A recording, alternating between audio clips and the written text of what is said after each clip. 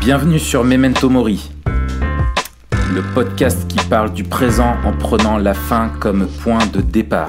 Je m'appelle Raphaël Charrier, je suis pasteur à Grenoble. Et je suis Mathieu Giralt, pasteur à Etup, et nous sommes tous les deux blogueurs sur toutpoursagloire.com. Alors, faut être honnête, on commence ce podcast avec un peu en rigolant de travers parce que on était en train d'enregistrer et ça buguait, donc on a dû recommencer, mais c'est comme ça, c'est la vie. Mais je tiens quand même à te refaire ma blague. Et on va faire comme si je te l'avais jamais faite, parce qu'elle était quand même mortelle. Mais c'était déjà dur la première fois, alors je pense que réchauffer... Alors, vu qu'on fait un podcast aujourd'hui où on va parler d'un groupe de rap et du groupe donc Beautifulology et leur dernier album Worthy, aujourd'hui, tu aurais pu commencer en disant « Je suis Mathieu Giralt, je suis pasteur à Et tu peux pas test ». J'ai même du mal à rigoler parce que c'est la surprise qui m'a fait rigoler la première fois. Oui, je sais. Ouais, mais là, c'est petit. Alors, je demanderai à Dave au montage, quand je dis « Et tu peux pas test », qu'ils mettent une foule en délire derrière, qu'ils soient morts de rire, tu vois, genre je suis Gad Elmaleh ou un truc comme ça pour récupérer un peu le truc, quoi. Enfin bon, voilà. Donc du coup, aujourd'hui, on va parler donc de rap et de ce groupe-là. Mais avant ça, Matt, on savait que tu allais à l'hôpital et c'est aussi le running gag, c'est qu'il y en a toujours un qui va ou qui sort de l'hôpital. Dis-nous comment ça s'est passé ton opération. Ouais. Et ben j'espère que c'est la dernière fois là qu'on fait ce gag parce que c'est coûteux quand même. Non, ça s'est bien passé. Ça coûte à la sécu en fait. Ça coûte à la sécu, ouais. Nous, ça nous fait bien marrer, mais bon, c'est les impôts qui payent. Ouais, bon, marrer. Non, ça s'est bien passé. Ouais. C'était pas le meilleur moment de ma vie, mais c'était tranquille. Je suis encore en convalescence. La première semaine, là, j'étais vraiment épuisé de ouf. Je pense que j'ai un peu minimisé. Moi, j'étais là, tu sais, c'est sous Célio. Ils font des petits trous.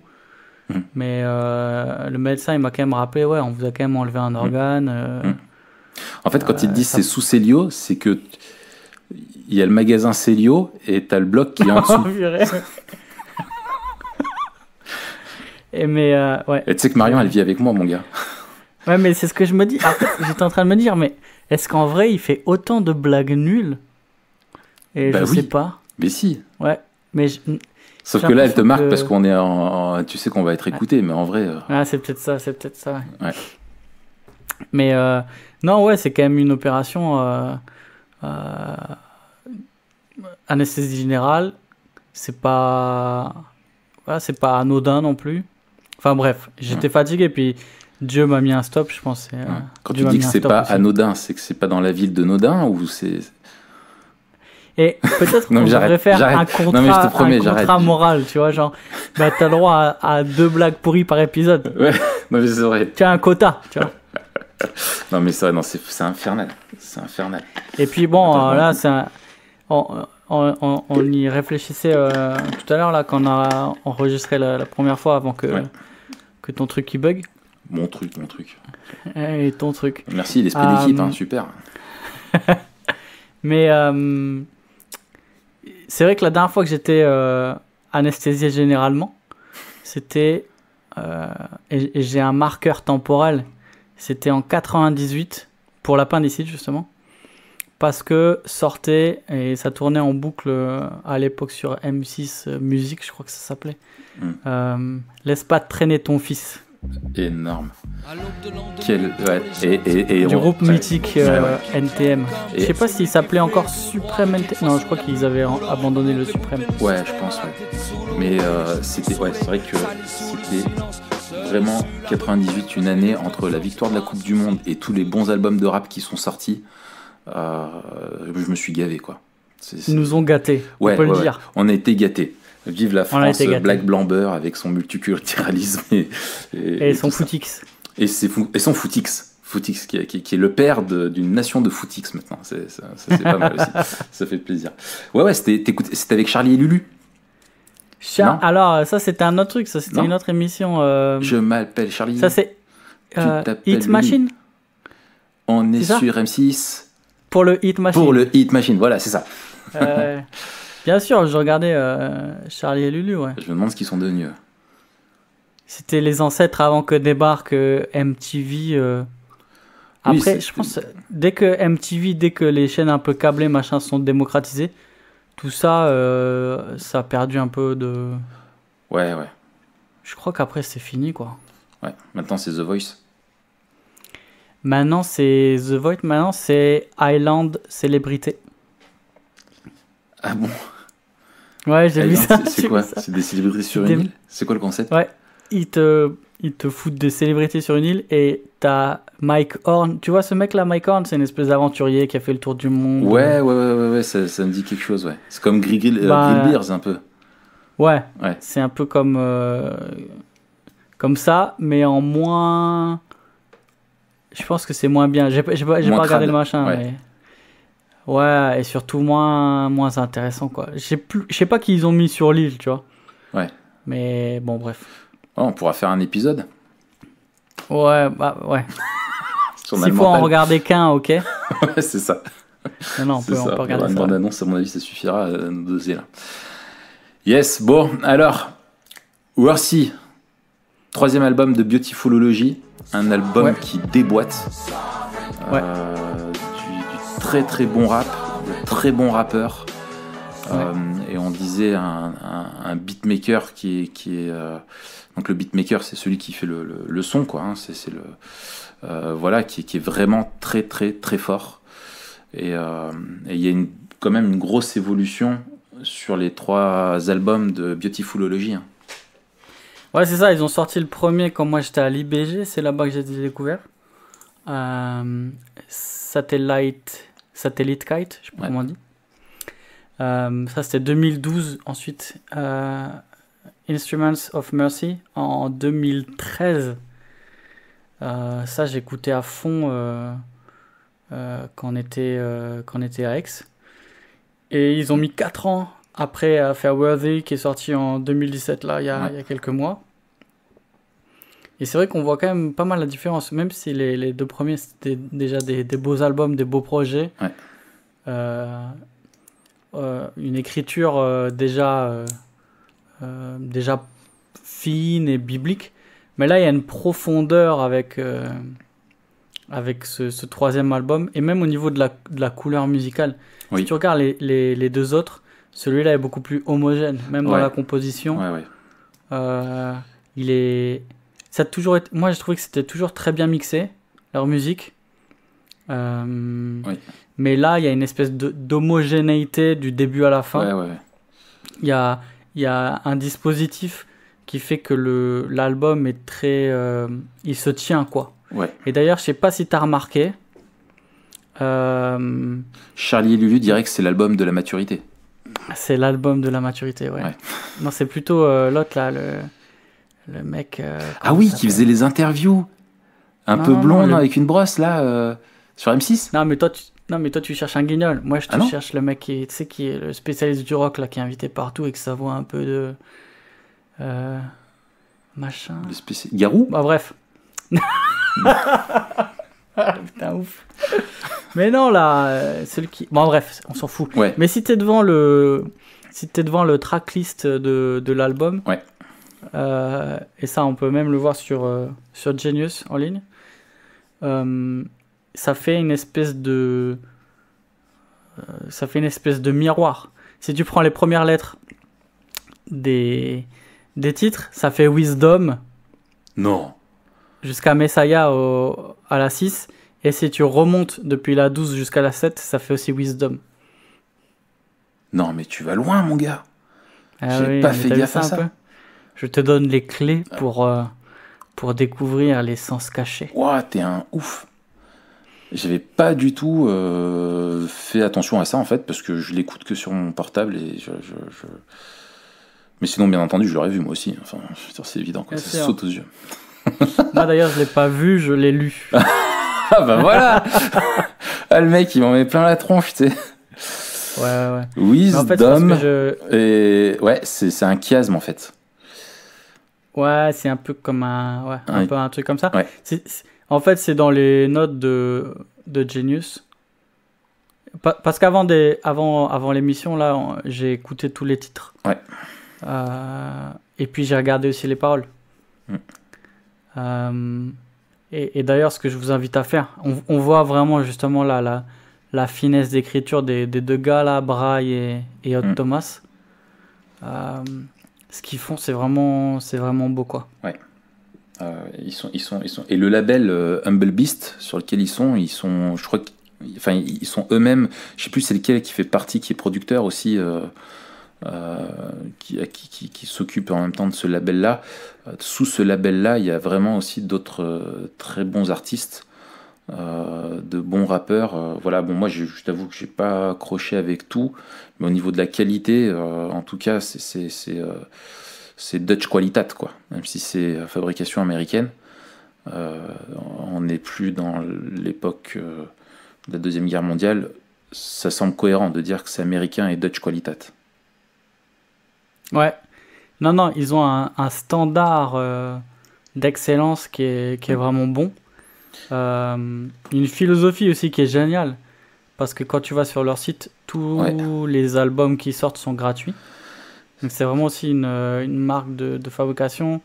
C'est dans leur vision Quel but, de freely given, de donner gratuitement. C'est un peu c'est aussi le but qu'on a, nous, à TPSG, d'offrir gratuitement les ressources qu'on produit. Ouais.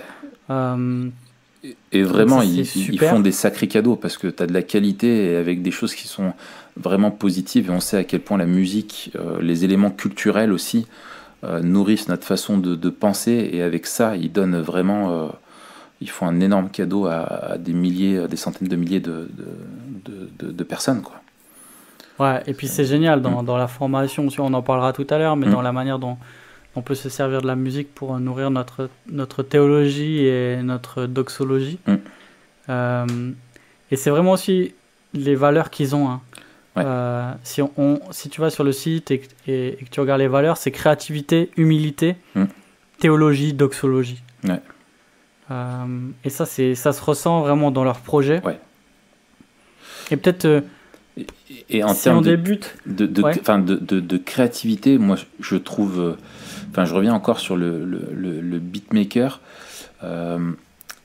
ils ont vraiment un truc à part, je trouve vraiment un style, alors tous les artistes veulent avoir leur style propre bien entendu et un truc qui leur soit unique, mais eux ils ont vraiment un univers musical dans les instrus qui est vraiment, moi je trouve qu'il est hyper beau, qui est à la fois mélodieux et en même temps qui reste très rap, mais avec un... vraiment, ils sont forts, quoi, en fait. Ils sont forts. Ouais. Là, on a tendance où tout le monde un peu copie-colle ce que les autres font, tu vois. Eux, ils ont vraiment développé leur truc, et c'est d'où cette question de maturité, tu vois, artistique, où les gars, ils ont fait leur truc, quoi. Donc c'est vraiment chouette. On voit que les influences se précisent aussi. Il y a des influences un peu folk sur les derniers albums. Là, c'est assez dense, c'est assez orchestral. Oui. Il y a des trucs assez grandiloquents avec... ça envoie, quoi. Ouais. Beaucoup de cordes, des violoncelles. Des arrangements super orchestraux, des trucs super... Moi, j'aime trop quand il y a les gros violoncelles, les violons derrière, ça donne vraiment du volume au truc. La première fois que je l'écoutais, je marchais de nuit dans Grenoble. C'était après une réunion d'anciens, et il fallait que je marche jusqu'à l'arrêt de tram, et j'avais un bon quart d'heure de marche. Et j'écoutais ça avec Grenoble Ball Night, c'était génial. Génial. Ah ouais, c'est là que je t'avais envoyé un message, merci Matt pour la découverte, je suis comme un dingue, c'est trop bien, et que ça avait même fait douter Franck, qui était là, bof, machin, et puis il a dit vous m'intriguez les gars, je vais l'écouter. Donc c'est vrai qu'il était pas très fan, mais c'est vrai que les autres albums, les deux premiers albums, quand t'es habitué à un rap, soit un rap plus dur, soit plus conventionnel, c'était un peu peut-être plus difficile à écouter. Même si moi j'aime beaucoup, surtout le deuxième. Mais alors, si c'est votre première visite sur Humble Beast, quelques albums que je recommanderais avant qu'on attaque là. Un album de Propaganda qui s'appelle Excellent, qui est vraiment excellent. Vraiment super. C'est entre le rap et le slam. Mais là, pareil, l'écriture, elle est bien engagée. C'est pas mal d'humour et tout. Donc, c'est cool. Ouais. Un album de Jake Evans qui s'appelle Fly Exam. Plus conventionnel dans les instrus et dans le rap. Mais ça kick bien. Un album de Jackie Hill Perry, qui est une femme qui fait du rap, s'appelle The Heart of Joy. Elle vient de sortir un album là il y a quelques jours qui s'appelle Crescendo. C'est la fille de Katy Perry et de Lauryn Hill. Non.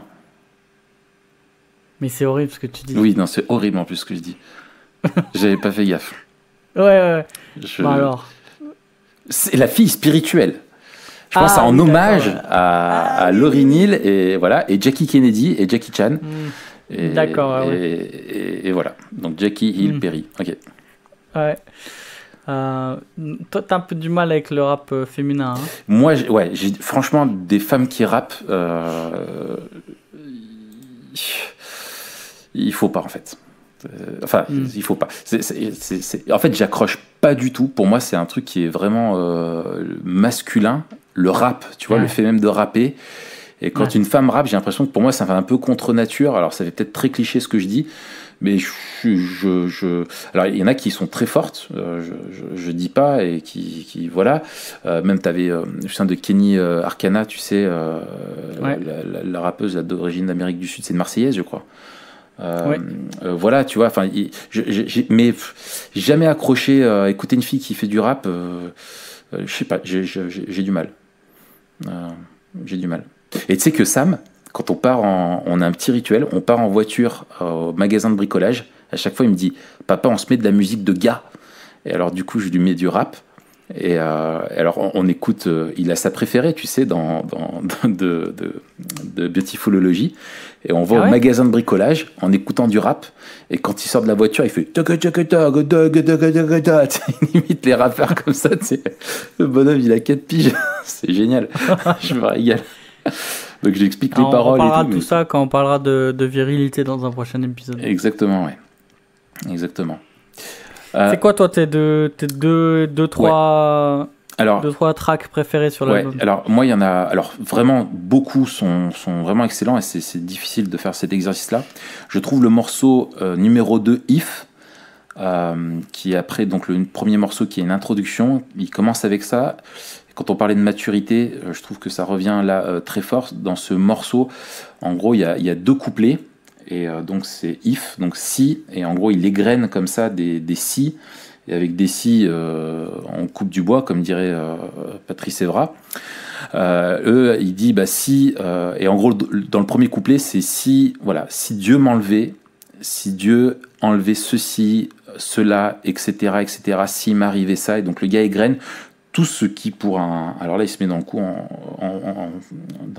de son point de vue en tant qu'homme, père de famille, que ce soit de la perte de son épouse, sa femme, sa réputation, son travail, tout ce qu'il a acquis, tout ce que le regard des autres, etc. Enfin bref, s'il perdait tout, malgré tout ça, et c'est ça qui est hyper beau et hyper engageant, il dit malgré tout ça, moi je continuerai d'adorer Dieu, quoi. Et ce qui me frappe, c'est que tu vois que le gars il dit que notre adoration, elle doit être ancrée non pas dans ce que Dieu nous donne, mais dans qui est Dieu. Et on doit apprendre à aimer Dieu pour qui il est. Et ça, c'est juste magnifique, quoi. Et dans le deuxième couplet, il enchaîne avec l'autre facette de ceci, c'est qu'il dit, bah, si pour moi, tu es tout, et que je sais que je serai jamais rejeté, et que j'ai l'assurance de mon salut, et que j'ai l'assurance de ton amour, et ben du coup je vais avoir honte de rien, et je vais être prêt à vivre et à crier au monde entier, quoi, et même si ça me coûte, et que je dois vivre en conséquence, parce que tu es tout pour moi, et que tu es suffisant, quoi. Et c'est très Memento Moriesque, je trouve, comme morceau. Il vit vraiment, il dit, bah voilà, en gros, ce qui doit déterminer ma façon de vivre, c'est pas ce que je possède ou ce que je vis actuellement, mais c'est qui est Dieu et la perspective de son assurance, de son salut, quoi. Donc ça, c'est vraiment un morceau qui m'a plu. Toi, t'en as un? Alors vas-y, tu veux rebondir? Ouais, le morceau d'ouverture, en fait, il pose bien les fondations. Ouais. y a deux thèmes qui reviennent vraiment dans l'album. C'est l'adoration et la consécration. Et c'est vraiment dire si Dieu est Dieu, alors comment nous on doit vivre. Et si Dieu est Dieu, on va souffrir. Mais et puis c'est l'ouverture, c'est weight, c'est le poids de gloire. La gloire. Et les souffrances du temps présent ne sont rien comparées au poids de gloire éternelle. Et mais tu vois l'influence de Paul, je trouve vachement, ils ont une théologie, tu sais, très, dans leur texte, tu ressens vachement tout ce que tu as dans les épîtres, quoi. Tu vois. En particulier. Et c'est un album au niveau eschatologique qui est assez intéressant. Et il y a ces deux dimensions de la gloire de Christ et de la gloire à venir, et de la consécration dans le temps présent et de la souffrance qui s'attache à la vie chrétienne. La souffrance, non seulement de souffrir dans notre chair à cause du péché, mais aussi la souffrance du chrétien à vivre à contre-courant du monde. Exactement. Dans un monde de péché. C'est ça. Et ça, c'est super beau parce que c'est un rap qui est très engagé, mais qui n'est pas caricatural. Et c'est ça que j'aime beaucoup. Oui. C'est que tu me demandais un des titres que j'aime. Moi, le premier que j'ai noté, c'est Messiah. Oui. Messie. Où le chorus, le refrain a dit « Je peux pas toujours m'appuyer sur mes désirs et pourtant je les traite comme le Messie. » Et c'est vraiment cette question des idoles du cœur, de ces dieux qui nous font des promesses mais qui sont tout le temps en train de nous mentir, de nous décevoir, de ces mensonges auxquels on s'attache, mais qui jamais ne nous satisfont. Et là encore, moi, ce que je trouve beau aussi dans leur musique, c'est que c'est pas convenu, quoi. C'est que t'écoutes et tu te dis, c'est ce que je vis. Et même dans le titre dont tu parlais avant, le If, moi, je sais que ça m'a touché à fond. Je me suis dit, mais... Et moi, c'est vrai. Et si je perdais tout ça Est-ce que il le dit. Est-ce que je peux faire cette déclaration-là, quoi? C'est ça. Mais il le dit. Et c'est ça qui est beau, c'est que c'est pas désincarné. Oui, il dit ça va me briser, ça va me mettre à terre, ça va me défoncer. Ça va, je vais payer ma race, mais je pourrais pas abandonner mon Dieu, quoi. Je continuerai de l'adorer comme Job, quoi. Enfin, tu vois, l'Éternel a donné, l'Éternel a repris. C'est ça qui est beau et c'est hyper fortifiant pour la foi. Et moi, ce que j'aime bien aussi, c'est la dimension de l'engagement. Dans ces textes, l'intégrité. C'est-à-dire que c'est pas juste les bonnes réponses. Dire il faut faire ça s'il arrive ça, faut ou je veux. Voilà. Ça c'est facile. Mais l'engagement, c'est reconnaître à la fois toute la difficulté qui peut entourer nos actions, mais la ferme décision de s'engager dans l'obéissance, en fait. C'est-à-dire, je vais le faire par la foi et par la grâce de Dieu, mais je veux me préparer quand tout va bien au pire. Exactement. En sachant que ça peut arriver et que ça va sûrement arriver. Et que je veux pas attendre ce moment-là pour savoir comment je vais réagir, mais que je veux m'engager et me nourrir dans les convictions à la fois sur qui est Dieu et sur ce qui s'attache aussi à mon appel, à ma vie chrétienne, pour pouvoir affronter les circonstances. Ah non, mais ce morceau, moi, c'est dans celui-là, il y a tu sais ce qu'ils appellent, là, je suis en train de regarder sur Genius, là, le pré-chorus, c'est ce qui introduit le refrain. Dans quoi? Dans ton morceau, là, Messiah. Ah, Messiah, ouais. Et quand il dit peu importe ce que je fais, alors attends, en traduisant, je ne peux pas le faire durer. Je peux pas le faire durer. Je suis juste en train de répéter mon passé. Je suis brisé. toutes les choses que j'ai connues, toutes les choses que j'ai poursuivies, et deviens pire qu'avant. Et ça, je me dis, mais ça, c'est un truc, juste cette séquence-là, ces paroles-là, ça peut être dans n'importe quel morceau de rap. Et ça revient très souvent, tu vois, ce côté de défaitisme, de voilà, et où eux pointent du doigt en disant, mais ça, c'est à cause de l'idolâtrie. Et en fait, c'est des prédicateurs, en fait. Tu vois, vraiment, il y a ce sens-là prophétique, dans le sens, tu vois, de t'interpeller et de remettre Dieu au centre de ta vie. Et je trouve que pour un chrétien, enfin, quand tu écoutes des morceaux comme ça, tu te prends des claques, quoi. Tu te prends des claques. Et, Moi, l'autre qui m'a beaucoup aimé, que j'ai beaucoup aimé de morceaux, c'est Doxologie, qui, pareil, tant au niveau de l'instru et tout ça, voilà, et au niveau des paroles. Et en gros, c'est la première phrase du premier couplet. Il dit, je vais offrir un sacrifice de louange et je sais que ça va me coûter. Et ça rejoint un peu ce que tu disais.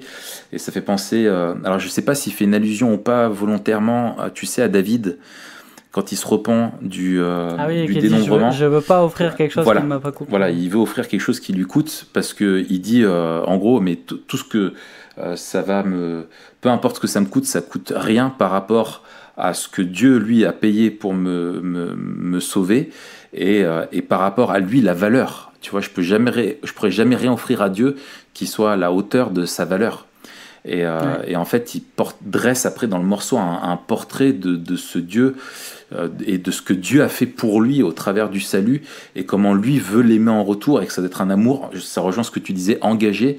Et souvent, quand on parle d'album engagé, on parle d'album engagé au niveau politique ou social par des artistes. Et là, c'est vraiment engagé vis-à-vis de Dieu, un engagement spirituel qui est hyper fort, quoi. Toi, t'as un autre morceau, toi, qui t'a encore frappé, que tu voulais partager avant qu'on échange un peu, que tu me dises comment ça te nourrit un peu ta théologie et tout ça, quoi. Ouais, alors il y a Worthy, le dernier, que je trouve magnifique, et pour moi qui me donne envie de... fait, je chante en même temps, quoi. Ouais, je voulais le mettre aussi, ouais. Non, tu chantes en même temps, mais non. Tu chantes, oh là là, ça doit être terrible. C'est magnifique et je chante en même temps. Ça s'appelle une oxymore, tu vois. Magnifique, je chante, là, ça va pas. Ouais. Et ça reste magnifique, même si je chante. Ah, oui. Ce que je veux dire. Oui, alors là, comme ça, ouais, j'accepte. Mais peut-être Mosaïque, moi, il m'a vraiment touché, parce que justement, je trouve qu'il capture toute la difficulté de la vie brisée par le péché et de notre faiblesse. Et il y a une phrase que j'aime beaucoup, il dit, dans notre faiblesse, c'est là où l'évangile nous rencontre, et que la beauté de la rédemption se révèle dans toutes nos pièces cassées, broken pieces. Ouais. Et on voit cette mosaïque, en fait, de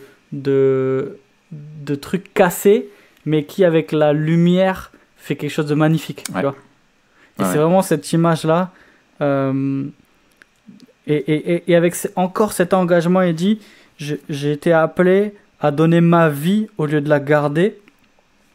Il n'y a rien qui vaille de garder si ça nous garde de Jésus, si ça nous empêche de nous rapprocher de Jésus.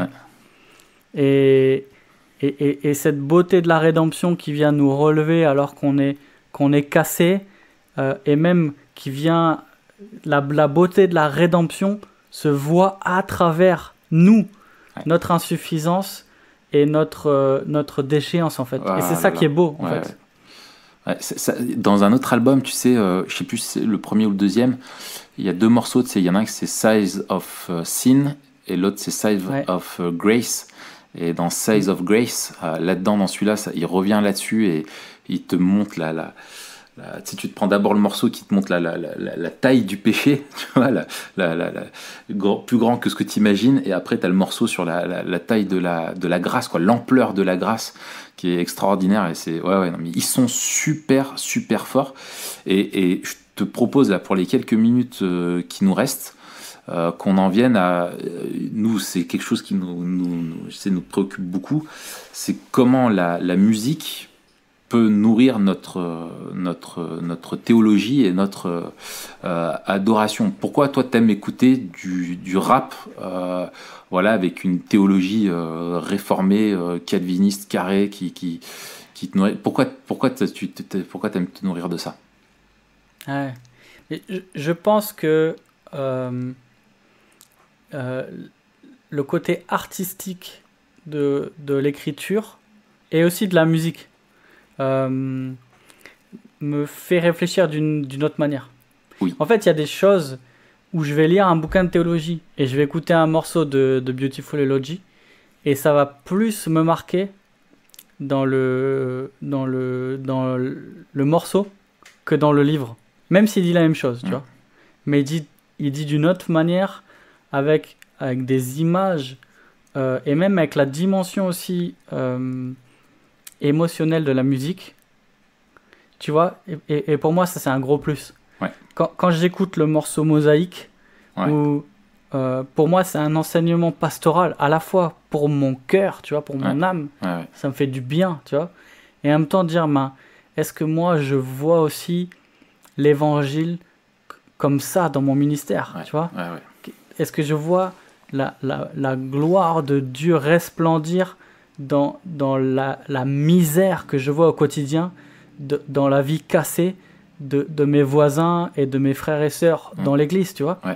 Et ça me prend d'une manière vraiment différente par la musique que par le livre. Mais je te rejoins complètement là-dessus. Moi, tu vois, quand je me suis converti, j'ai eu un gros choc culturel, parce que je me suis retrouvé avec la pop, rock pop, je sais même pas quel est le nom exact, chrétienne, où il y avait que ça, tu sais, tous les Hillsong, Matt Redman et tout. Et moi qui ai grandi que en écoutant du rap, tu vois, qui ai grandi avec Lunatic, IAM, NTM, etc., Ideology la et FF. Tout, FF, etc., les X-Men et tout, et ben derrière, quand je me suis retrouvé ça, je me suis dit, attends, c'est ça de la musique. Et en fait, ça, alors je trouvais les paroles toujours belles, tu vois, mais j'accrochais pas avec la musique. Parce que émotionnellement, chez moi, ça résonne pas du tout. C'est du chamallow, ça dégouline, c'est du yaourt, tu vois, ces trucs-là. En plus, j'ai l'impression que c'est toujours pareil. Alors ceux qui aiment pas le rap te disent, le rap, c'est toujours pareil. Et là, pour moi, tu vois, c'est toujours pareil. T'as toujours de la guitare, de la batterie, une basse, et couplet, refrain, et voilà. Enfin, tu vois, je suis un peu comme ça, quoi, tu vois. Et du coup, et encore maintenant, j'ai vraiment, je le dis, autant j'aime bien les vieux hymnes, tu vois, la mélodie, tu sais, à l'ancienne. Alors, pour le coup, ça peut faire bizarre, mais mais les trucs assez modernes, enfin, je me suis assoupli quand même, tu vois, mais voilà. Et moi, c'est ça, c'est que là, avec un groupe comme Beautiful Eulogy, ça nourrit vraiment aussi ma théologie, parce que ça apporte, comme tu disais, au niveau émotionnel, la musique, quelque chose de différent. Et tu vois, alors je sais plus qui disait ça, je crois que c'est Alfred Kuhn, dans son bouquin, tu sais, sur l'interprétation de la Bible, je suis pas sûr, mais où il rappelait qu'en fait, que Dieu enseigne dans la Bible au travers du fond, mais aussi au travers de la forme. C'est-à-dire que dans les Écritures, on a plusieurs genres littéraires, et Dieu a choisi de s'adresser des fois sous la forme de poésie, des fois sous une forme narrative de récit, et des fois par la forme d'enseignement, quoi, tu vois. Et que par la forme aussi, Dieu met de la beauté, souligne des choses, et que tu dois prendre en compte dans ton interprétation le genre littéraire. C'est une des règles de base de l'interprétation de la Bible. Et là c'est pareil, je trouve, c'est que le fait que ça apporte une musique, je crois que c'est Dave qui me disait ça, mon frère, il me disait, on a du mal à tout comprendre parce que c'est en anglais et il rappe vite et tout ça, mais il disait, des fois, juste une phrase que t'as compris, elle te nourrit plus qu'une prédication que t'as écoutée, tu vois. Parce que et ça, c'est vrai qu'on l'oublie. Il y a l'orthodoxie qui est importante, à laquelle on est très attaché, l'orthopraxie, la façon de faire, hein, de vivre notre foi, mais souvent on oublie aussi toute la dimension émotionnelle, ce qu'on appelle l'orthopathie, et de ressentir les choses. Et là où les artistes sont forts, c'est qu'ils peuvent t'aider à mettre la bonne émotion sur les bonnes vérités, et à mettre tu vois, en phase l'orthopathie et l'orthodoxie, et eux font ça très très bien, ce que tu retrouves pas chez tous les... Moi, tu vois, quand j'ai vu, des fois on m'a fait écouter des trucs de rap, on me dit mais ça c'est chrétien, tu vas voir, c'est génial les paroles et tout, mais il y avait tellement un décalage entre fond et la forme, c'est tellement pas cohérent, t'as l'impression que c'est juste des gars, tu vois, qui veulent utiliser le rap pour ça. Enfin bref, j'avais du mal. Je disais mais non, mais surtout pas, quoi. Faut que les mecs ils arrêtent, faut qu'ils fassent autre chose, mais pas ça, tu vois. Et là, mais c'est là où tu vois, ils sont bons, tu vois les nuances, et tu vois effectivement, et je crois que c'est un des critères pour discerner une bonne œuvre d'art, c'est dans le livre là, de Schaeffer, le petit livre La Bible et l'art, c'est justement l'adéquation entre le fond et la forme. Et avec l'aspect rédempteur, on en parlera peut-être une autre fois, mais une des grandes différences entre l'album de Beautiful Eulogy ou un album de rap français, par exemple, c'est-à-dire qu'on va retrouver la condition humaine déchue, mais t'écoutes l'album de Lunatic, tu retrouves... Tu finis au Tranxène 500, hein, comme ils disent. Ouais, c'est ça. C'est ça, mais t'es pas bien, t'es déprimé, parce qu'il y a pas d'issue. La musique te nourrit. On est des êtres qui sont nourris aussi par les... Et c'est vrai, tu regardes même sans parole, tu regardes dans les films, juste avec de la musique, un film change tout, quoi. Tu vois, la BO d'un film change tout, hein. Tu mets une musique menaçante sur Moi, c'est ce que j'utilisais une fois dans une prédication, tu sais, où Jésus, il est avec ses disciples, il passe un beau moment. Et tu as juste un petit rappel dans Marc, tu sais que Judas, il se barre pour aller livrer Jésus. Et en fait, je dis, c'est comme dans un film, tu sais, où tu as des belles images, tu sais, le héros, il est avec sa famille, mais que derrière, tu as une musique qui fait peur. Tu vois, tu as un décalage énorme, et c'est le but de Marc, c'est de nous montrer ce décalage-là, se dire, attention, là, c'est plutôt cool, mais il y a une menace qui va arriver, et tu sais que ça va péter, tu vois. C'est cool. Je sais pas pourquoi j'ai dit ça, mais... Et une autre question qu'on a, donc, et on va finir avec cette question-là. C'est comment la musique peut nourrir notre adoration. Alors on va pas faire un développement de ouf avec le temps qui nous reste, mais peut-être une piste pour toi. En fait, alors il y a tellement de choses à dire, mais moi ce que je trouve par rapport à ce que tu vois là-dedans et dans leur mélodie, avec ce que ça apporte, et même la façon dont ils rappent, où tu sens justement cet engagement, cette détermination. C'est ça, le rap aussi amène une forme d'agressivité, tu vois, mais dans le sens positif. Enfin, c'est peut-être pas le bon mot, mais je sais pas si tu vois ce que je veux dire. Tu vois, un engagement, tu vois, une volonté, voilà, c'est ça, tu vois. Et cette volonté d'engagement, tu vois, qui ressortent dans leur mélodie, dans leur musique, moi, me nourrit, parce que tu vois... que la grâce et leur vision biblique du monde et leur foi vraiment les engage, tu vois, et leur donne une détermination, une volonté et du courage. Et moi, je sais que, tu vois, il y a des morceaux que tu sais, t'écoutes les morceaux, ça me pousse, du coup, à l'adoration, et c'est même dans leur message, c'est que, tu vois, si on comprend bien la grâce et la souveraineté de Dieu, ça doit nous transporter, ça doit nous réjouir, ça doit tu vois, nous pousser à tourner les regards vers Dieu et à être juste émerveillés. Et justement, tu vois, le fruit de l'esprit, j'en viens à ça, le fruit de l'esprit se manifeste dans nos vies aussi par nos émotions. Et c'est Piper qui est très, très fort là-dedans, tu sais, quand il rappelle, tu vois, l'importance de plus Dieu est glorifié, enfin, plus on prend notre plaisir en Dieu, plus Dieu est glorifié dans nos vies. Et en fait, la vie chrétienne n'est pas juste simplement d'avoir une bonne compréhension des choses, une bonne façon de vivre, mais les émotions qui sont en adéquation, on en revient là, en adéquation entre ce qu'on croit, ce qu'on vit et comment on ressent, qui vont avec. Et c'est ça que je trouve que la musique, tu as à la fois le fond et la forme, avec ce qu'ils apportent, eux sont très forts pour t'amener ça, et tu as autant le contenu des vérités, mais qui te crée en toi des émotions qui sont à la gloire de Dieu, parce qu'elles se portent vers Dieu, et tu trouves ta satisfaction en lui, et Dieu se glorifie quand tu vis ça, quoi. Voilà, tout simplement. Ouais. Et je pense qu'il y a la musique, ou l'art en général, touche peut-être l'aspect justement qui est entre la raison et les émotions, les affections. Et c'est ce dont parle vraiment Piper, en reprenant Edwards. Dire les émotions, elles sont le fruit de ta raison, mais surtout le fruit de tes affections. Et la musique va générer certaines émotions, mais elle va surtout nourrir des affections. Dire, elle va ancrer ton cœur dans quelque chose. Et là où je trouve que cet album particulièrement, il marche à fond sur moi, parce qu'il y a à la fois la raison, avec les textes qui sont hyper fins, hyper beaux, hyper justes, les affections, parce que la théologie, elle est profonde, elle est pratique, et justement, elle vise l'adoration, la doxologie, et les émotions, parce qu'il y a une vraie adéquation entre la raison, les affections, la direction que prend la musique et les paroles, et puis le style et la composition. Et ça, c'est tellement homogène dans cet album-là, que je trouve que ça aligne justement ce qu'ils disent avec la manière dont ils disent sur la musique. Tu vois. Oui. Alors, complètement. Alors là, c'est génial. En fait, je sais pas quoi dire. On arrête là-dessus. Dire, parce que ouais. Mais c'est ça. C'est ça. J'ai un truc à dire, mais je l'ai oublié, donc tant pis.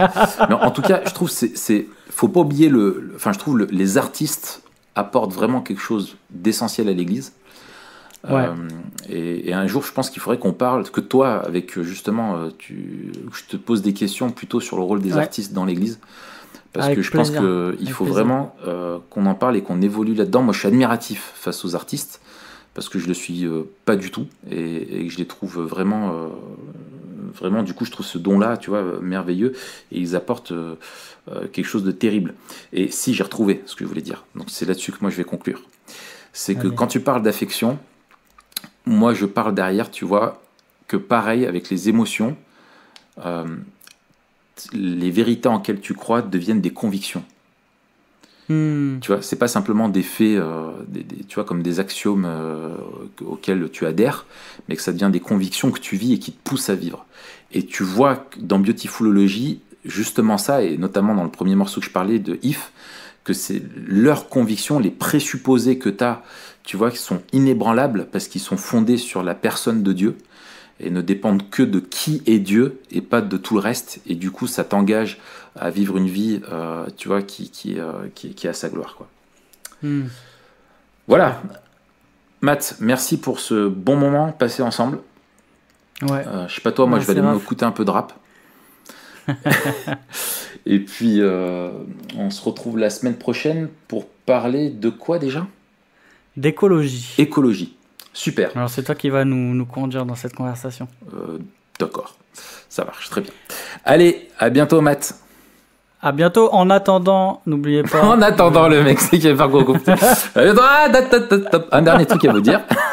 C'est clair. Alors vas-y, je t'écoute, Matt. Oui, vas-y. Les gens, ils peuvent nous retrouver donc sur iTunes, sur YouTube, et puis bien sûr nos articles sur TPSG. Et puis en passant, merci à tous ceux qui laissent un avis et qui laissent 5 étoiles aussi sur le iTunes. Super sympa. Ça nous aide vraiment à être référencés et c'est super encourageant. J'ai lu 1 ou 2 avis là. C'est vraiment super. Merci aux gens aussi qui laissent des commentaires sur les épisodes dans SoundCloud. Merci. Continuez à interagir avec nous. On va essayer d'être attentif et puis de répondre aussi à chacun. Ouais. Mais en tout cas, merci et puis à la semaine prochaine. C'est bon, arrête là parce qu'on dirait que t'es à la fin de la cérémonie, t'as reçu la palme d'or et que tu remercies tout le monde. Il va remercier sa mère bientôt. Il manque plus que ton producteur. Allez Matt, ciao. Salut.